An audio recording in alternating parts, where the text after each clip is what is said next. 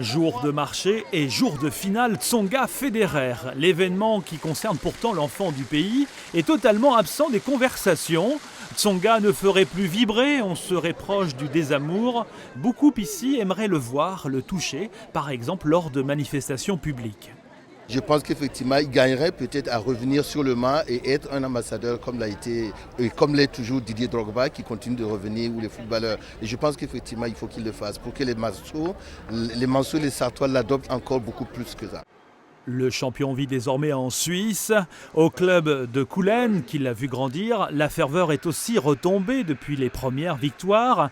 Son entraîneur des débuts comprend la discrétion de Joe Wilfried. Joe, si vous voulez, il est très calme. Donc lui, ce qu'il recherche quand il revient ici, c'est vraiment pour voir sa famille. Et il veut surtout pas être récupéré politiquement. Il veut être tranquille. À mon avis, il a assez de sollicitations comme ça autrement. Loin des Sartois, loin des médias locaux, le premier quotidien du département déplore la distance qui s'est installée au fil du temps. C'est hélas le problème du sport de haut niveau, du sport fric. Le droit à l'image, faire attention aux commentaires, tout est bien cadenassé.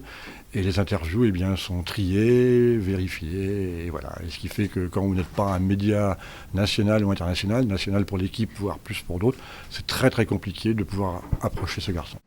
Tsonga est parti, la Sarthe semble en avoir fait son deuil. Hier, en ville, il n'y avait aucun lieu public à retransmettre le match.